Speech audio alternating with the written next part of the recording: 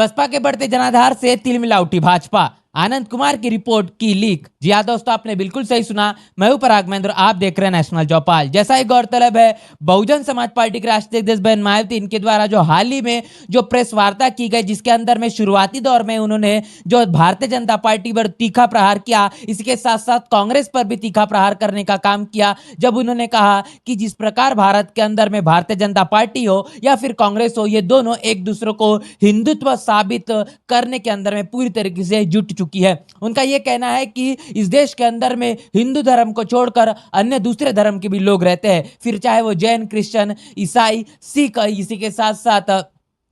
Buddhist या फिर मुस्लिम क्यों ना हो, ये तमाम तरीके के धर्म के लोग भी इस देश के अंदर में रहते हैं। लेकिन भारतीय जनता पार्टी और कांग्रेस, ये दोनों एक दूसरे को हिंदुत्ववादी साबित करने में जुट चुकी है। इस भारतीय जनता पार्टी पर किए तीखे प्रहार से भारतीय जनता पार्टी पूरी तरीके से तिलमिला चुकी है और अब वो भारतीय जनता पार्टी के माध्यम से अपने गलत मशीनरी का उपयोग कर कर बहुजन समाज पार्टी और बहन मायावती को डराने धमकाने के लिए अपना सरकारी मशीनरी का गलत उपयोग करते हुए नजर आ रही है। जी हाँ दोस्तों, आप बिल्कुल सही सुन रहे हैं। बता दें कि बहुजन समाज पार्टी के राष्ट्रीय अध्यक्ष बहन मायावती, इनके भाई आनंद कुमार की इनकी तकरीबन 12 साल पुरानी रिपोर्ट को भाजपा की तरफ से लीक कर दिया गया है। बता दें, जनसत्ता के अंदर में जो खबर, जो रिपोर्ट छपी है, जिसके अंदर में कहा गया है कि आनंद कुमार के माध्यम से तकरीबन 12 साल पहले 2010 के अंदर में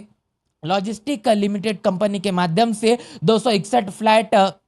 आवंटित किए गए थे, जो कि मौजूदा दाम से कम के अंदर में और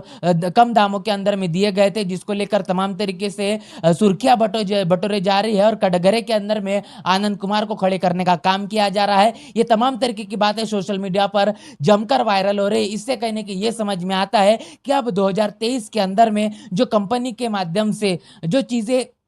261 फ्लैट आवंटित किए गए थे, अब वो कंपनी कोरोना के चलते दिवालिया हो चुकी है। लेकिन तमाम तरीके से तकरीबन 12 साल पुरानी इस रिपोर्ट को खंगाल कर निकालना, ये कहने कहीं भारतीय जनता पार्टी की एक राजनीतिक स्वार्थ को लेकर साजिश ही समझ में आती है। क्योंकि बता दें कि नोएडा प्राधिकरण के माध्यम से पूरी की पूरी जांच की गई है। आप समझ पा रहे हैं, नोएडा उत्तर प्रदेश के अंदर में आता है। उत्तर प्रदेश के अंदर में योगी आदित्यनाथ की सरकार है और जिस प्रकार बहन मायावती ने भारतीय जनता पार्टी पर जो तीखा निशाना अपने प्रेस वार्ता में बोला है, जिसके कारण भारतीय जनता पार्टी को अब कुछ सूझ नहीं रहा है और अपने गलत मशीनरी का उपयोग करने का काम भारतीय जनता पार्टी जिस प्रकार करते आई है, वैसा दबाव बहुजन समाज पार्टी के राष्ट्रीय अध्यक्ष बहन मायावती और बसपा पर बनाने का काम किया जा रहा है। बता दें कि जिस प्रकार ये पूरी खबर निकल कर आ रही है, इससे यही समझ में आ रहा है कि जो बात जिस प्रकार कांग्रेस नहीं कर सकती, जो बात ममता बनर्जी नहीं कर सकती, जो बात अरविंद केजरीवाल नहीं कर सकते, जो बात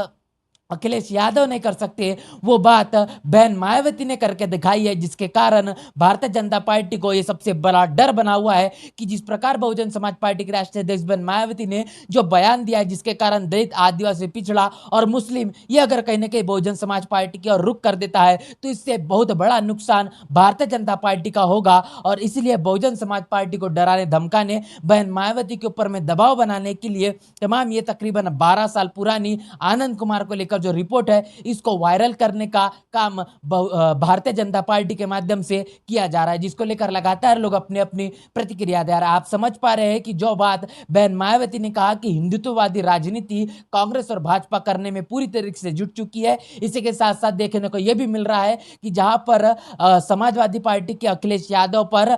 मुस्लिम हितैषी होने की मुहर लगी हुई है, वो भी कहने के मंदिरों के अंदर में जाकर लाल चोला और तिलक लगाने का काम और अपने आप को हिंदूवादी बताने का काम लगातार कर रहे हैं, जिससे यह अंदाजा लगाया जा सकता है कि भारतीय जनता पार्टी से लेकर तो तमाम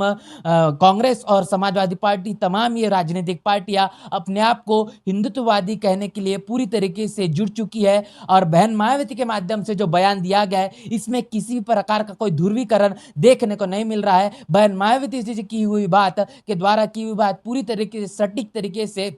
समाज के अंदर में जाकर पहुंच चुकी, विरोधियों के पास में जाकर पहुंच चुकी है, जिसके कारण भारतीय जनता पार्टी को अब कुछ सूझ नहीं रहा है और इसीलिए तमाम जो सरकारी की मशीनरी का गलत उपयोग करते हुए यहाँ पर भारतीय जनता पार्टी नजर आ रही है। आप समझ पा रहे हैं कि तमाम मसले को लेकर लगातार सोशल मीडिया पर यह वायरल हो रहा है, जिसको लेकर लगातार लोग अपनी अपनी प्रतिक्रिया दे रहे हैं। आप समझ पा रहे हैं कि इस देश के अंदर भारतीय जनता पार्टी किस प्रकार की दलगत राजनीति करती है, जहां पर जो चीज सच्चाई से होनी चाहिए, जो चीज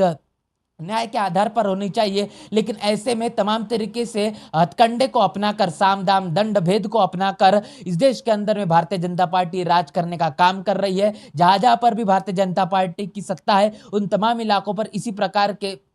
राजनीतिक दलों के ऊपर दबाव बनाने का काम भारतीय जनता पार्टी लगातार करते हुए नजर आ रही है। और यह काम बहुजन समाज पार्टी के ऊपर में भी करने का योगी के आदित्यनाथ की सरकार के माध्यम से देखने को मिल रहा है। इस मसले को लेकर लगातार लोग अपनी अपनी प्रतिक्रिया दे रहे हैं। देखने को यह भी समझ में आ रहा है कि बहुजन समाज पार्टी के राष्ट्रीय अध्यक्ष बहन मायावती ने जो मुस्लिम समाज को लेकर और मजारों को लेकर जो बड़ी बात की है, जो बात इस वक्त इस नाजुक समय के अंदर में कोई कर नहीं पा रहा है, किसी राजनेता की इतनी हिम्मत नहीं है, ऐसे मौके पर बहन मायावती के माध्यम से मुस्लिमों के मजारों को बुलडोजर के माध्यम से गिराने के मामले को लेकर जो बड़ा बयान दिया गया है, इससे कहने की अंदाजा लगाया जा सकता है कि इस नाजुक मौके पर भी बहन मायावती ये मुस्लिम समाज के साथ में बड़े ही बुलंदी से नजर आ रही है। इसको लेकर भारतीय जनता पार्टी के पेट में दर्द मचा हुआ है और उनके रातों की नींद उड़ी हुई है, जिससे उनके ये समझ में नहीं आ रहा है कि आखिर भारतीय जनता पार्टी से जिस प्रकार बहन मायावती ने जो सीधी टक्कर ली है, यह आने वाले समय में कितना नुकसानदायक साबित होगा। पूरे मसले को लेकर क्या आपकी राय प्रतिक्रिया है, इसे कमेंट बॉक्स में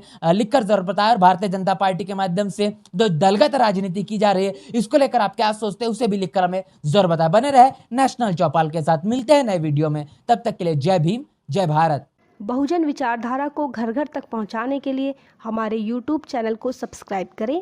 लाइक करें, कमेंट करें, शेयर करें और बेल आइकन की घंटी दबाना ना भूलें।